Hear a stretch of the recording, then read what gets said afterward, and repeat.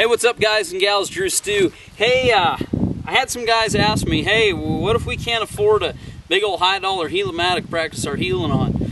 What can we use? Well, you can go out behind Grandpa's shop or your dad's shop and you can find an old sawhorse that's been sitting there collecting rain and sunlight for the last 5 years, and you can go get it and you can put it to use helping you make money. So that's what we did.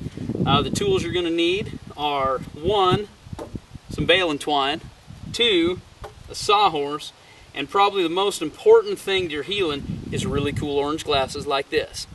Anyway, when you take your sawhorse and you get it set up, what you want to do is you want to just tie it up to the fence back there, kind of get the back leg so it's fairly sturdy. And the thing that you want to do when you start off roping a sawhorse, you don't want the feet right on the ground, okay? We're not even going to mess with them being on the ground at all.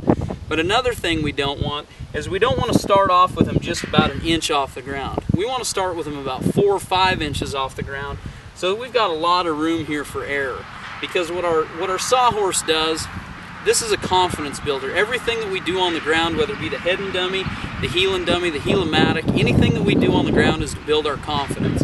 So start with these suckers up high enough where you know that you're going to be able to get your rope under there without clanking it off the legs too bad. For those of you that are just starting, you are going to clank it off the legs that bad. It's going to be pretty much of a wreck at first, but it is for every single one of us. So start with them up there, and then as you get better, you gradually bring them down and bring them down. And all you got to do is just keep sliding it, sliding it, sliding it, and you'll eventually get where you can rope that sawhorse with it just a rope's height off the ground and get it all the way under both feet. So I'm going to throw the GoPro on and we're going to start up high, maybe work down a little bit, maybe not, kind of depends how good I'm roping. But once again, always start with that sawhorse up there, 4, 5, 6 inches. Don't get him so he's up there like that, because that's just stupid, I mean, that's not going to work. So another thing is your rope's going to be sliding off and you won't even catch him anyway. So get it right there, 5 or 6 inches off the ground. We'll start with him about right there. I'll put the GoPro on and we'll go at it, okay? Alright guys, so here we go. We've got our sawhorse 4 or 5 inches off the ground right there. On both sides is pretty even. And we're just going to kind of start back like we would if we were just learning how to rope. We want to make sure we've got our 3 coils, our tail hanging down, and that we're just whacking the heck out of the sawhorse. Anyway, you want to get your swing over his back, but you don't want to get it real high. Now there's a couple schools of thought right here, ropers. You can have that tip over his back. This sawhorse is kind of a funny height where I want my tip down a little bit lower, just like I'm roping on a horse. So get your tip about where it would be on a horse, which means pointing over that steer's back.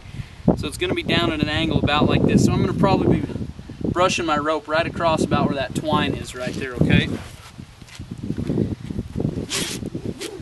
I want my tip just a little bit to the left, just a little to the left. See, I tick that string right there. And then when I come down to deliver, I'm going to come down and hold on to my rope so that my loop comes all the way across. You'll see this sawhorse has big wide legs right here too. And that's good because it's really going to make me get that rope all the way under there. So, tip over there to the left. Follow down. That rope never leaves my hand, okay? Never leaves my hand. Stays right there the whole time. And remember, ropers, that really good drill for us to do if we're not catching them very much, not catching these feet, is go down there. Never let go of your rope. And do that many, many times. You can't talk about that drill enough heeling. Go down there. Okay? And guys, it doesn't have to be fancy. One thing about this, when you're trying to get better at roping, nothing needs to be fancy. Your swing needs to be solid. Your delivery, your sawhorse doesn't need to be fancy. The twine doesn't need to be fancy. Your glasses, they better be pretty cool. But other than that, you just want it all to just get where it helps you throw. You just want wide legs, 4 or 5 inches off the ground so we can work on that delivery. And that's all. So we're swinging, feed our hands pretty close together. Our swing, we come right out of our swing. See all that tip's coming through? So the more confident we get, the more confidence you get where you can rope this thing 10, 20, 30 times in a row, then you just kind of get her down there a little bit lower, okay? Make sure you don't have any big rocks in the way, okay? One thing, just kind of a side note, ropers, put these sawhorses, put them on ground that you're going to be roping in. Like I'm over here on the fence in the arena. This is what I'm roping in. I'm going to be roping in sand. So I want my rope to feel the same here as it is when I'm roping steers. Well, this is what I'm going to be roping in. So I don't want to be roping this on pavement or concrete where my rope just slides all over. I want it to be grabbing the same consistency. If you've got a place where you've got a lot of dirt clods in there, go set your dummy up and get used to roping in dirt clods. Get used to all those different variables because it's going to help you a bunch, okay? Now don't do stuff on the dummy. Don't be setting big rocks here and making it hard for you to rope because it'll hurt your confidence. This is about building confidence. The more confident we are, the more we're going to catch. So make sure you do that, but make sure you have good ground and the same kind of ground you're going to rope on. So now I just lowered my dummy down a little bit. The swing over his back. It's getting a little easier now because he's down there. Got a good swing. Big loop coming down there and catching 2 feet. Okay, do it again.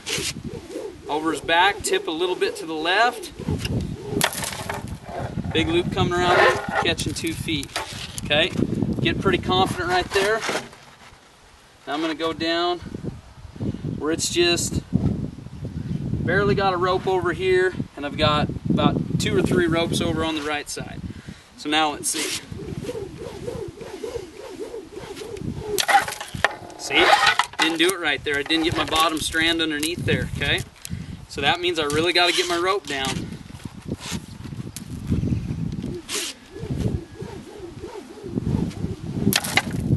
See, I really powered that rope underneath there and caught him that time. It had to really put some power on it because it had to push that dirt out of the way. That's a steer that's getting heavy. Man, I jammed that one right there and I missed him again. But that's what you do, ropers. That right there, that's a weak spot for me, so that's something that I'm going to have to work on. And that's what we do. We find our weak spots with this, but we use this to build confidence. So, say I get losing my confidence there, I'm going to pick him back up just about an inch. Swing over his back. There's my big pretty loop. Do that again. Swing over his back. Big pretty loop. Okay, get that confidence up. Get him down there pretty low to the ground right there.